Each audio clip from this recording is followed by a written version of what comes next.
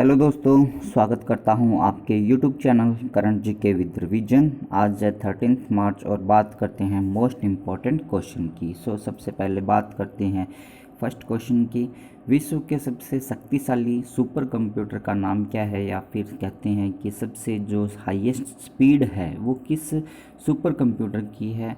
इसका नाम होगा जापान का फुगाकू जो सुपर कंप्यूटर है, उसकी स्पीड अभी प्रेजेंट टाइम में पूरे वर्ल्ड के अंदर सबसे ज़्यादा है। और फिर बात करते हैं इसकी जो स्पीड रखी गई है वो 442 पेटाफ्लॉप्स इसकी स्पीड है। अब यदि अपने बात करते हैं पेटा की, P four stand hair PETA, and PETA का मीन्स जो है 10⁻12 इसका मीन्स रखा गया है। फिर बात करते हैं फ्लॉप्स की। फ्लॉप्स का जो फुल फॉर्म रहता है फ्लोटिंग पॉइंट ऑपरेशन पर सेकंड रहता है। अब यदि अपने फ्लोटिंग पॉइंट की बात करते हैं तो ये जो पर्टिकुलर एक टाइप का प्रोसेस होता है जिसके अंदर जो डेटा होता है उसका रिप्रेजेंटेशन किया जाता है। ये जो रिप्रेजेंटेशन किया जाता है जिसके अंदर 32 बिट्स को आप एक साथ यूज़ कर सकते हो, जिसके अंदर फर्स्ट बिट जो होती है आपकी साइन को यूज़ करती है, फिर जो आपका सेकंड पार्ट जो होता है वो बेसिकली आपका एक्सपोनेंट को यूज़ करता है, और थर्ड आपका मैंटिसा को प्रेजेंट करता है। ये आपका 1 बिट का होता है, ये आपका 8 बिट का, और बाकी जो रिमेनिंग है 23 बिट जो होती है इसको प्रेजेंट करने के लिए यूज की जाती है। अब यदि अपने बात करते हैं ये जो सुपर कंप्यूटर है फुगाकू, इसका मुख्य उद्देश्य जो गणनाएं हैं पूरे वर्ल्ड के अंदर जो भी चैलेंजिंग वर्क अभी प्रेजेंट टाइम के अंदर हैं उनकी जो कंप्यूटेशन है या फिर उनकी गणनाएं हैं उनको यूज़ करने के लिए इसका यूज किया जा रहा है। और ये जो है ऑपरेट किया जा रहा है जापान की राइकेन नाम से एक वहाँ पर ऑर्गेनाइजेशन है जो कि इसको ऑपरेट वहाँ पर करेगी। फिर बात करते हैं जो बाकी के ऑप्शंस हैं उनकी, जैसे कि के सुपर कंप्यूटर है, इसका स्थान फुगाकू ने अभी लिया है। फिर बात करते हैं परम सिद्धि आर्टिफिशियल इंटेलिजेंस, ये जो सुपर कंप्यूटर है ये इंडिया का सुपर कंप्यूटर है और पूरे वर्ल्ड के अंदर इसकी जो रैंक है वो 63rd नंबर पे है। फिर बात करते हैं माउंट फूजी, जो कि फुगाकू जो सुपर कंप्यूटर है उसका ये अल्टरनेटिव नाम दिया गया है। फिर बात करते हैं नेक्स्ट क्वेश्चन के बारे में। अभी हाल ही में भारत व उज़्बेकिस्तान के में एक संयुक्त सैन्य अभ्यास हो रहा है जो कि किस जगह पे हो रहा है और ये उसका नाम क्या है। उसका जो नाम रखा गया है डस्ट लिक सेकंड रखा गया है। और ये जो अभ्यास है उज़्बेकिस्तान और भारत के बीच में आयोजन इसका किया जा रहा है, और इस बार का जो ये इसका एडिशन है वो इंडिया के उत्तराखंड के रानीखेत के अंदर इसका आयोजन भी किया जा रहा है। फिर बात करते हैं जो बाकी के ऑप्शंस दिए गए हैं उनकी, जैसे कि शक्ति की बात करते हैं तो भारत और फ्रांस की जो आर्मी है थल सेना उनके बीच में ये किया जाता है। इंदिरा की बात करते हैं तो भारत और रशिया के बीच में एक सैन्य अभ्यास किया जाता है। और संप्रति जो बांग्लादेश और भारत के बीच में सैन्य अभ्यास है वहाँ पर उसका नाम दिया गया है। फिर बात करते हैं उज़्बेकिस्तान कंट्री के बारे में। यहाँ पर आपको मैप शो किया गया है वर्ल्ड और उसके कुछ जो मेंबर है कंट्री मेंबर है उनका। यहाँ पर आपको जो पार्ट दिखाया गया है उज़्बेकिस्तान का शो किया है। उज़्बेकिस्तान की यदि अपने बात करते हैं इसके साथ डिफरेंट कंट्री है, जैसे कि तजाकिस्तान हुआ, इसकी बाउंड्री इसके साथ टच होती है। तुर्कमेनिस्तान है जो इसकी बाउंड्री इसके साथ टच होती है। अफ़गानिस्तान के साथ इसकी बाउंड्री टच होती है। किर्गिस्तान के साथ इसकी बाउंड्री टच होती है। तजाकिस्तान के साथ इसकी बाउंड्री टच होती है। अपने बात कहें तो टोटल 4 कंट्रीज़ के साथ उज़्बेकिस्तान की जो बाउंड्री है वो टच होती है। और यदि अपने बात करते हैं कि एनटीपीसी के एग्ज़ाम में पूछा गया था कि विश्व की सबसे बड़ी जो लैंडलॉक कंट्री है वो कौन सी है, उसका नाम होगा तजाकिस्तान। पूरे वर्ल्ड की सबसे बड़ी लैंडलॉक कंट्री है जिसके साथ किसी भी समुद्र की या कोई भी बाउंड्री टच नहीं होती है। फिर बात करते हैं उज़्बेकिस्तान के बारे में। यहाँ की जो कैपिटल है वो ताशकंद नाम से जानी जाती है। जो भारत का एक समझौता हुआ था ताशकंद समझौता वो यहीं पर हुआ था, और उसी दौरान हमारे देश के जो प्राइम मिनिस्टर थे लाल बहादुर शास्त्री उनकी मृत्यु यहीं हुई थी। फिर बात करते हैं यहाँ की करेंसी की। उज़्बेक सोम नाम से यहाँ पे करेंसी चलती है। यहाँ के जो प्रेसिडेंट है शावकत मिर्जियोयेव नाम से है, और प्राइम मिनिस्टर जो है अब्दुल्ला एयरपोव नाम से जाने जाते हैं। फिर बात करते हैं नेक्स्ट क्वेश्चन के बारे में। अभी हाल ही में दांडी मार्च को झंडी दिखाकर आज़ादी का अमृत महोत्सव जो है वो स्टार्ट किया गया। ये किसके द्वारा स्टार्ट किया और इसका उद्घाटन जो है हमारे देश के प्रधानमंत्री नरेंद्र मोदी जी के द्वारा किया गया और ये जो आयोजन पर्टिकुलर किया जा रहा है ये गुजरात के अंदर किया जा रहा है।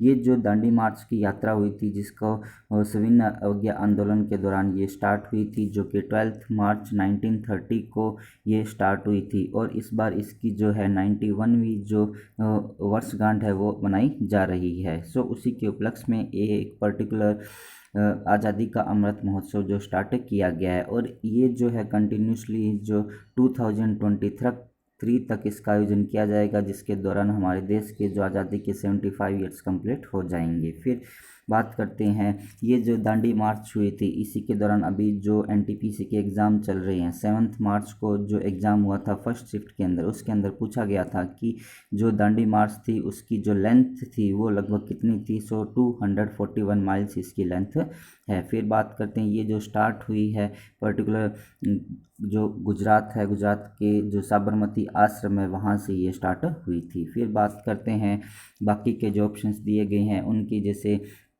डॉक्टर हर्षवर्धन जी की बात करते हैं तो इनके द्वारा मिशन इंद्रधनुष 3.0 का जो एडिशन है वो स्टार्ट किया गया था। गजेंद्र सिंह शेखावत की बात करते हैं तो इनके द्वारा भी हाल ही में international commission on large dams का उद्घाटन किया गया था। तीर्थ सिंह रावत की बात करते हैं तो ये उत्तराखंड के अभी नए मुख्यमंत्री चुने गए हैं। फिर बात करते हैं नेक्स्ट क्वेश्चन के बारे में। सो अभी हाल ही में क्वाड शिखर सम्मेलन का आयोजन किया गया, उसके अंदर कितने देशों ने पार्टिसिपेट किया। सो इसके अंदर टोटल 4 कंट्रीज़ ने पार्टिसिपेट किया और ये जो 4 कंट्री है उनके प्रमुख, जैसे इंडिया की बात करते हैं तो प्रधानमंत्री नरेंद्र मोदी जी ने इसके अंदर पार्टिसिपेट किया। यूएसए की बात करते हैं तो जो बिडेन जी वहाँ के प्रेसिडेंट 46 नंबर के, ऑस्ट्रेलिया के प्राइम मिनिस्टर स्कॉट मॉरिसन ने, और जापान के जो प्रधानमंत्री है योशिहिदे सुगा, इन चारों ने इसके अंदर पार्टिसिपेट किया। क्वाड जो है पर्टिकुलर इन चारों कंट्रीज़ का एक ग्रुप है जो कि एशिया प्रशांत महासागर का जो एरिया है वहाँ पर शांति को बनाए रखने के लिए इसका निर्माण किया गया है। और फिर बात करते हैं इस बार की जो ये मीटिंग रखी गई वर्चुअली मीटिंग थी, जो कि 12 मार्च को इसका आयोजन किया गया था और इसके अंदर इन चारों ने पार्टिसिपेट किया। इसी के साथ साथ इस बार का जो सम्मेलन है उसका मुख्य उद्देश्य यही रखा गया कि कोविड-19 की जो भी वैक्सीन्स है उनको वर्ल्ड के हर एक कंट्री के अंदर अवेलेबल करवाई जाए। और दूसरी जो मुख्य अभी चर्चा का विषय बना हुआ है जैसे कि क्लाइमेट हो गया, इमरजेंसी है, उसको संरक्षण के लिए भी इसका आयोजन किया गया था। फिर बात करते हैं नेक्स्ट क्वेश्चन के बारे में।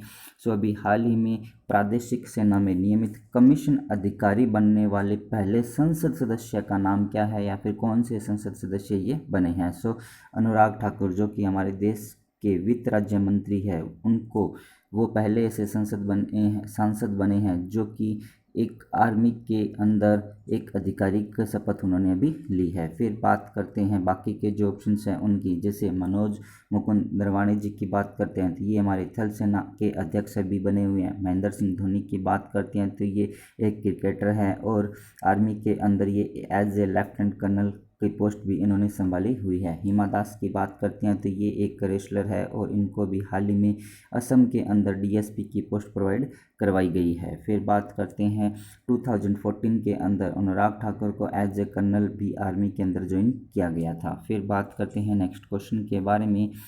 सो अभी हाल ही में प्रतिष्ठित राजा भूमिबोल विश्व मृदा दिवस 2020 पुरस्कार जो है किसने प्राप्त किया। सो थाईलैंड जो कंट्री है उसके अंदर भारत की तरफ से जो एम्बेसडर नियुक्त की गई है सुचित्रा दुरारी, उनके द्वारा ये जो अवार्ड है वो रिसीव किया गया। बैंकॉक के अंदर इन्होंने ये रिसीव किया है और इस पुरस्कार की घोषणा जो है FAO फूड एग्रीकल्चर ऑर्गेनाइजेशन के द्वारा की जाती है और इसका जो भी कॉस्ट होता है वो थाईलैंड के जो राजा हैं करंट टाइम के वो इसको वहन करते हैं। और ये जो पुरस्कार की घोषणा की गई थी 2020 के अंदर घोषणा की गई थी, जिसके अंदर भारत की जो है ICAR Indian Council Agriculture Research Organisation जो है उसको इस अवार्ड से सम्मानित किया गया है और ICAR के बिहाफ पे सुचित्रा दुरारी ने ये जो अवार्ड है वो रिसीव किया है। फिर बात करते हैं जो बाकी के ऑप्शंस हैं उनकी, जैसे सृष्टि गोस्वामी की बात करते हैं तो ये जो है उत्तराखंड की एक दिन की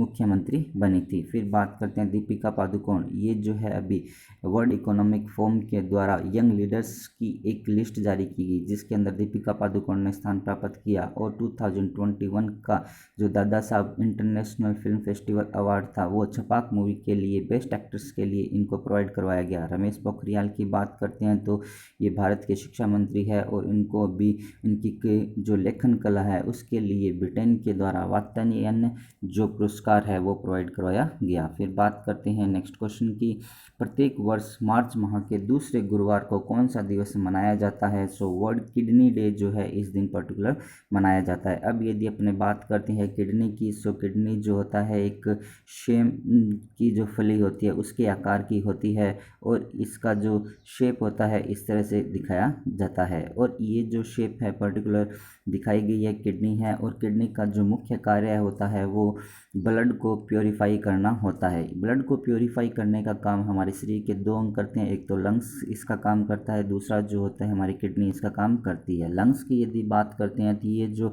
ऑक्सीजन को ट्रांसफ़र करता है, कार्बन डाइऑक्साइड को बाहर भेजते हैं ब्लड के थ्रू। और इसी तरह से यदि अपने बात करते हैं हमारे शरीर के अंदर जो भी हार्मोनिक या फिर जो नुकसानदायक एलिमेंट्स हमारे ब्लड के अंदर प्रेजेंट होते हैं उन सभी को प्योरीफाई जो किया जाता है वो किडनी के थ्रू ही किया जाता है। यदि किडनी खराब हो जाती है तो दूसरा कोई पर्सन इसको डोनेट भी कर सकता है। और ये जो हार्मफुल अपने एलिमेंट्स होते हैं उनको मूत्र के थ्रू शरीर से बाहर किया जाता है। यदि किडनी खराब होती है तो फिर उसकी जगह पर डायलिसिस का कार्य किया जाता है। फिर बाकी के जो ऑप्शंस हैं उनकी बात करते हैं, जैसे कि राइजिंग डे ऑफ CISF की बात करते हैं तो ये जो डे है पर्टिकुलर 10 मार्च को मनाया जाता है। और इस बार ये जो CISF का राइजिंग डे जो है वो 52 नंबर का मनाया गया। फिर नेशनल सेफ्टी डे की बात करते हैं तो 4 मार्च को ये डे मनाया जाता है। इंटरनेशनल वुमेन डे की बात करते हैं तो ये 8 मार्च को पूरे ऑल ओवर वर्ल्ड के अंदर ये मनाया जाता है। और अब यदि अपने बात करते हैं वर्ल्ड किडनी डे, जो इसकी थीम रखी गई थी living well with kidney disease नाम से रखी गई है। फिर बात करते हैं नेक्स्ट क्वेश्चन के बारे में। 2025 अंतर्राष्ट्रीय ओलंपिक समिति के अध्यक्ष के रूप में दोबारा किसे चुना गया? थॉमस बाक जो है उनको रीअपॉइंट किया है एज ए प्रेसिडेंट के रूप में, और ये वहाँ के भी CEO भी बने हुए हैं। अब यदि अपने बात करते हैं थॉमस बाक जो कि 2013 के अंदर जो 10 सितंबर आती है, 10 सितंबर 2023 को ये फर्स्ट टाइम IOC के अध्यक्ष बने थे। और अब इनके कार्यकाल को 2025 तक बढ़ा दिया गया है। थॉमस बाक जो है इंटरनेशनल ओलंपिक कमेटी के जो 9th नंबर के प्रेसिडेंट बने हैं। अब यदि अपने बात करते हैं इंटरनेशनल ओलंपिक कमेटी का जो हेडक्वार्टर है वो लोसेन स्विट्ज़रलैंड के अंदर प्रेजेंट है। और फिर अपने यदि बात करते हैं बाकी के जो ऑप्शन दिए गए हैं उनकी, जैसे GC मुर्मू की बात करते हैं तो इनको भी अभी कुछ समय पहले यूनाइटेड नेशन के बाहरी जो लेखाधिकारी होते हैं, कंट्रोलर जिनको कैग के नाम से जाना जाता है, का जो नेक्स्ट 2021 के लिए कैग चुना गया है UN के लिए। फिर बात करते हैं यूनाइटेड नेशन जनरल असेंबली के लिए। फिर बात करते हैं हमीद बोकोयोक जो कि आइवरी कोस्ट जो कंट्री है उसके प्रधानमंत्री थे, इनके भी हाल ही में मृत्यु हो गई। इसी तरह से अपने नोगोजी ओकोंजा-इवेला की बात करते हैं जो कि वर्ल्ड ट्रेड ऑर्गेनाइजेशन WTO की पहली महिला जो DG है वो भी बनी है। फिर बात करते हैं नेक्स्ट क्वेश्चन जो कि लास्ट वीडियो के रिवीजन के फॉर्म में है। वर्ष 2021 के लिए संयुक्त राष्ट्र के बाहरी लेखा परीक्षकों के पैनल के अध्यक्ष के रूप में GC मुर्मू जी को चुना गया और ये भारत के कैग भी बने हुए हैं। फिर बात करते हैं अफ्रीकी नेतृत्व में उपलब्धि के लिए 2020 के लिए इब्राहिम पुरस्कार जो है वो मोहम्मदा यूसुफ ने अभी हाल ही में जीता है। आप लोग मुझे कमेंट्स के अंदर बताएंगे कि ये जो है मोहम्मद यूसुफ जो पर्टिकुलर कौन से देश के प्रेसिडेंट अभी हैं। फिर बात करते हैं यंग ग्लोबल लीडर्स की सूची में कौन सम्मिलित हुआ। ये जो लिस्ट जारी की गई वर्ल्ड इकोनॉमिक फोरम के द्वारा रिलीज की गई है, दीपिका पादुकोण। फिर बात करते हैं राष्ट्रपति रामनाथ कोविंद से बैटन ऑफ ऑनर्स किससे मिला? किरण बेदी जी को, जो कि पुडुचेरी की एक पहले उपराज्यपाल थी। फिर बात करते हैं किस देश ने अंतरिक्ष में पहला सैन्य अभ्यास स्टार्ट किया? फ्रांस कंट्री के द्वारा इसको स्टार्ट किया गया है। फिर बात करते हैं FIAF द्वारा पुरस्कार से किसे सम्मानित किया जाएगा? सो अमिताभ बच्चन को सम्मानित किया जाएगा। FIAF की जो फुल फॉर्म रहती है international federation of film achievers रहती है। फिर बात करते हैं प्रत्येक वर्ष 10 मार्च को कौन सा दिवस मनाया जाता है? तो CISF राइजिंग डे इस दिन मनाया जाता है। इस बार जो है इसका 52nd की जो एनिवर्सरी है वो मनाई गई। फिर बात करें करुणानिधि लाइफ पुस्तक के जो लेखक है वो AS पनीर सेवियन नाम से हैं। फिर बात करते हैं, ये था आज का वीडियो। यदि पसंद आया हो तो आप इसे लाइक कीजिए एंड शेयर कीजिए। जो भी पर्सन इस चैनल को फर्स्ट टाइम देख रहे हैं, current GK with revision channel को सब्सक्राइब कीजिए। पास में जो बेल आइकन दिया है उसको भी आप प्रेस कीजिए।